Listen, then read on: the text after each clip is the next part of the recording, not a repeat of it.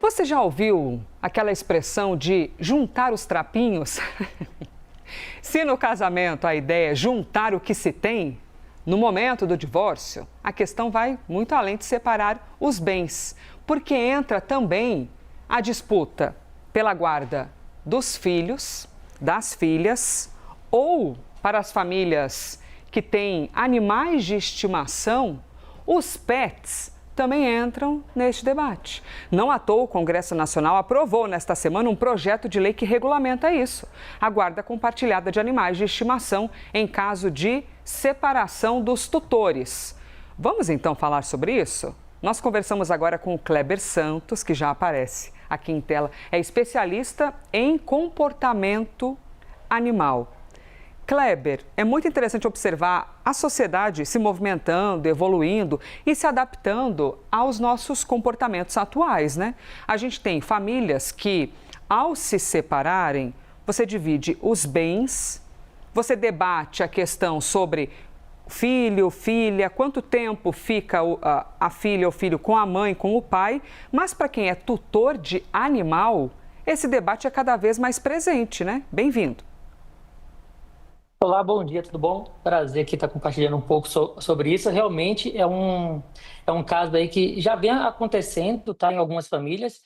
Eu tenho uma escola de cães e a gente já vê isso acontecendo já há um tempo atrás, alguns casais que acabam se separando, né, e ficam dividindo, fica nessa briga aí de quem fica com o pet, tá? E também como o pet vai se sentir no meio disso tudo, né? Realmente é um conflito aí que a gente tem que pensar em todos os lados, realmente, da mesma forma que a gente pensa quando é uma criança.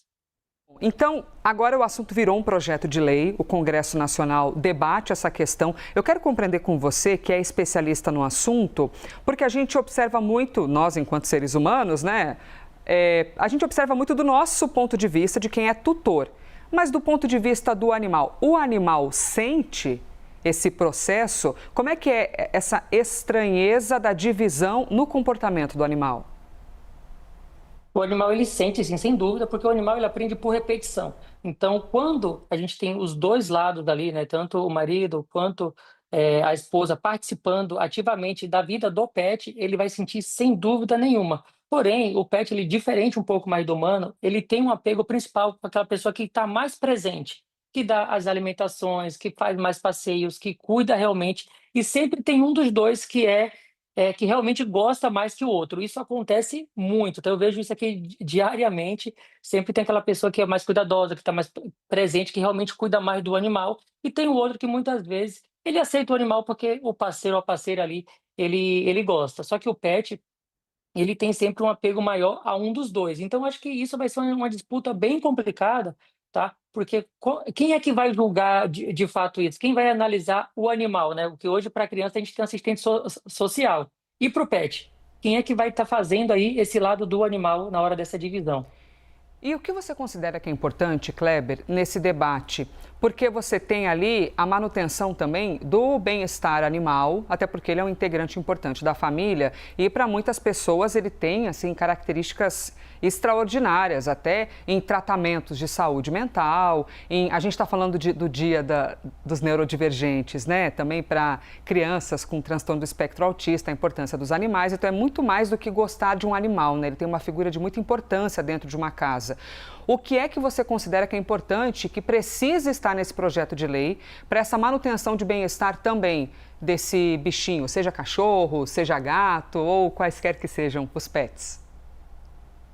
Olha, o que é mais importante está dentro desse projeto, como você falou, inclusive, das crianças. As crianças sentem muito mais do que o pet. Porque o pet, por mais que ele vá sentir, o animal ele não tem ainda neurotransmissores da lembrança. Ele precisa, de fato, ter um gatilho mental, ou seja, ver, sentir o cheiro, para ele lembrar daquele momento, ou daquela pessoa, ou daquela situação. Quando o pet passa um longo período sem ver aquela pessoa, sem sentir o cheiro e sem ter contato, ele tende mais a continuar vivendo a vida dele sem aquela falta. Ele consegue fazer uma adaptação muito mais fácil do que um humano. Mas quando você tem uma criança que tem alguma necessidade especial, que inclusive o PET participa disso, o PET é um dos grandes auxiliadores, tá? De quando a gente pega crianças com autismo ou outras síndromes, a criança se apega muito ao animal e o animal é muito importante para essa evolução. Então a gente tem que verificar realmente o quanto essa criança ela vai sentir, quem vai ficar com essa criança se a gente tem criança junto nessa separação, tá? E de fato, quem é a pessoa que é mais apegada ao animal? Quem o animal vai sentir mais falta, né? E quem de fato vai arcar com toda essa parte de bem-estar? Porque quando a gente fala de bem-estar, é quem vai passear, quem vai brincar com esse animal, quem vai levar ele numa escola, quem vai levar ele num adestramento, e de fato que vai conseguir fazer toda essa manutenção, de fato, até financeiramente, que hoje um pet ele gasta quase a mesma coisa de uma criança, né? Então precisa ser avaliado muito isso. E também a responsabilidade para não colocar um animal gigantesco dentro de um apartamento sem a responsabilidade de saber que tem de passear, tem de gastar a energia do animal, que o animal não é só para bonito, né? O animal não é um acessório, é um ser que precisa de atenção. Última pergunta que eu lhe faço: quais são as mudanças de comportamento no animal que indicam que ele está sentindo, seja essa mudança, ou às vezes quando passa por um processo de um outro animal que é companheiro e morre e esse animal fica deprimido? Quais são os sinais? O latido, por exemplo, pode nos dar alguma mensagem? O sono do animal que está diferente, quais são os sinais emocionais do animal? O primeiro que você vai ver é lambeduras. Ele começa a se lamber de forma excessiva, salivação também. O pet começa a ter alguns tiques como se fossem coceiras, lambeduras. Começa também a ter falta de apetite. É muito comum o pet ter falta de apetite, ficar mais apático, ele não latir, ele ficar mais no canto, ele não querer brincar, chamar para passear, ele não vai querer ir. Então você vai ver muito mais esse pet parecendo que tá cansado, que está apático, né? E um dos principais que você vai ver é lambedura e perca de pelo, né? Você vai ter uma queda de pelo excessiva dentro de casa, sempre que tem situações bem fortes assim de estresse ou de mudança repentina dentro da família. Sensacional poder ouvir-te. Muito obrigada, Kleber. Kleber Santos, que é especialista em comportamento animal e gentilmente veio aqui conversar com a gente. Muito obrigada, Kleber. Obrigado, tchau, tchau.